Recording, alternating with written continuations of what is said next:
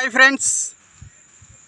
Friends ఈ వీడియోలో నేను మీకు అంటే ఎఫ్ఎక్యూ అంటే తెలుసుగా, ఫ్రీక్వెంట్లీ ఆస్క్డ్ క్వశ్చన్స్.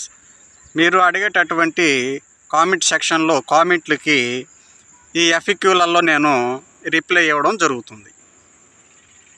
ఇక మనం చూసుకున్నట్లయితే ఒక కామెంట్కి నేను ఈ వీడియోలో రిప్లై అయితే ఇవ్వడం జరుగుతుంది.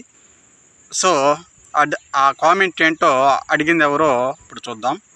సో బ్రదర్ వచ్చేసి నేమ్ వచ్చేసి సాగరు అడుగుచున్నారు. బ్రదర్, నేను వాల్ పుట్టి పెట్టించుకోవాలనుకుంటున్నాను మా ఇంటికి. మరి మా ఇంటికి లోపల మాత్రమే పూతలు అయి ఉన్నాయి, బయట అయితే అవలేదు. మరి వాల్ పుట్టి పెట్టుకుంటే ఏమన్నా ప్రాబ్లం అవుతుందా అని అడుగుచున్నారు. సో దానికి సంబంధించి మనం చూసినట్లయితే, మీ ఇంటికి లోపల పూతలు అయ్యాయి కానీ బయట పూతలు అవ్వలేదని మీరు చెప్తున్నారు. ఒకవేళ మీరు గనక వాల్ పుట్టి పెట్టించుకుంటే లోపల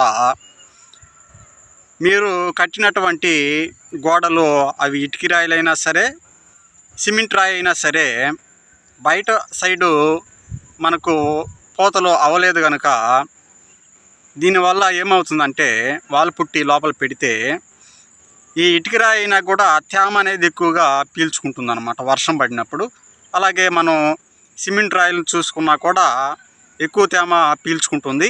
సో దీనివల్ల వాల్ పుట్టి లోపల పెడితే గోడలకు ఆ తేమ అక్కడ చేరి వాల్ పుట్టి అంతా కూడా బుడ్డలుగా పెచ్చులుగా లేచిపోవడం జరుగుతుంది.